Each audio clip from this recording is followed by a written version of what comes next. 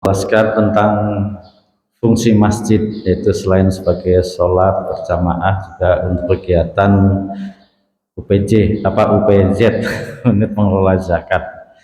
Nah, tadi ada catatan, tapi tempatnya jangan di tempat tertentu, misalnya di mihrab atau imam, tapi ada tempat tertentu.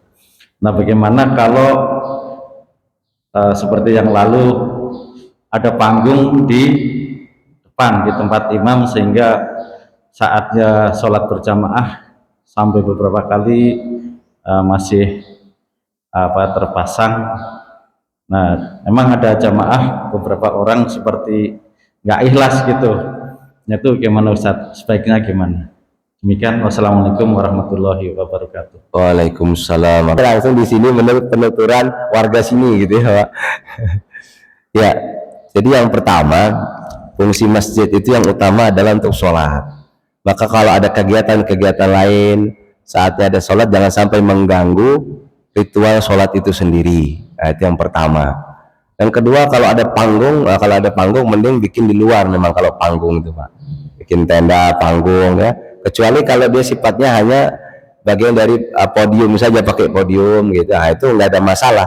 Tapi kalau kemudian panggung kemudian menutupi pakai background yang bergambar-gambar, ya ini pasti akan menjadi masalah. Maka kemudian kalau ada yang komplain, nah itu mungkin masukan yang perlu dipertimbangkan oleh pihak pengurus yang bertanggung jawab di situ.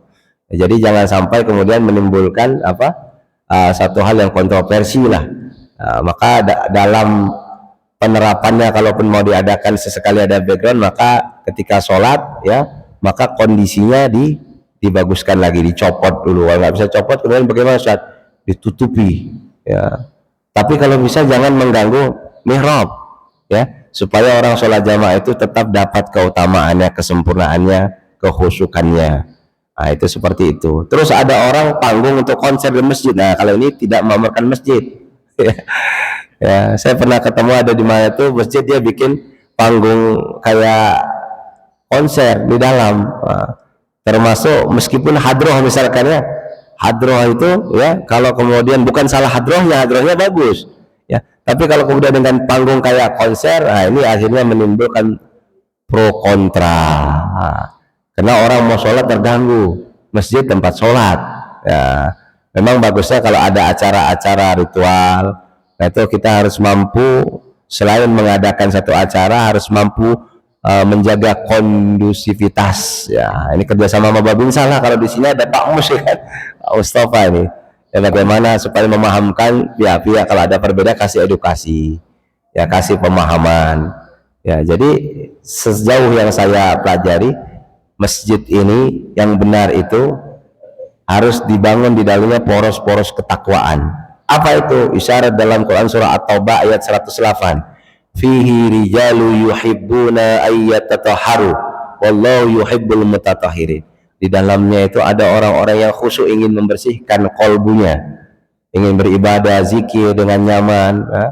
Makanya saya mohon maaf, saya termasuk yang banyak menganjurkan kalau masjid di pinggir jalan, itu kan banyak orang singgah pulang kerja, habis sholat imamnya janganlah keras-keras pakai mic gitu ya, karena ada orang yang baru datang menjadi masbuk, terganggu sholatnya ya. Maka saya bilang keutamaan zahriyah, jahar ketika baca doa, itu lihat kondisinya. Kalau kita dalam kondisi ada orang yang makmum ya, coba kasih mereka yang makmum itu biar bisa berjamaah lagi, membentuk jamaah barunya ya. Imamnya ngalah dulu, tapi kalau subuh kosong nggak boleh lah kuat-kuat syiar ya. Tapi kalau enggak pula, ini kan di masjid kuat-kuat pakai speaker di dalam Pak, jadi orang yang baru datang, dan saya sering masalahnya jadi musafir, saya ingatkan Pak, ini tidak sesuai dengan sunnah. Kenapa? Rasulullah ada orang baca Quran saja Pak, nih di sebelahnya ada orang sholat, pelankan baca Quran kata baginda Nabi. Jadi semangat boleh, tapi harus tetap proporsional, ada ilmunya.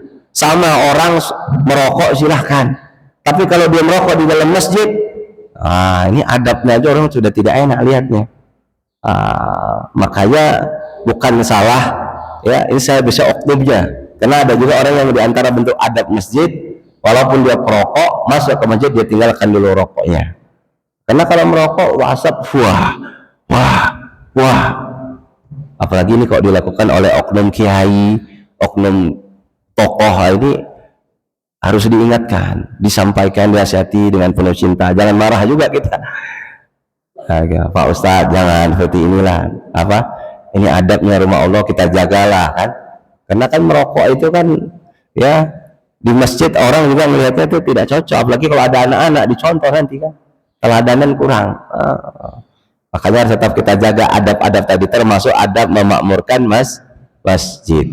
Kalau bisa di dalam masjid ini steril lah, ya steril, jangan sampai dalam masjid ada tadi konser apa, jangan. Kecuali kalau pas momen-momen khusus pada Isya kita ngadakan Isra Mi'raj, ada hadroh, itu boleh, karena udah nggak ada lagi orang sholat.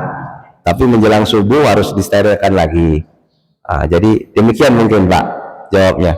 Mudah-mudahan masjid kita, Masjid Darul Huda ini menjadi makin makmur ya, warganya, jamaahnya bahagia, pengurusnya makin makmur. Amin.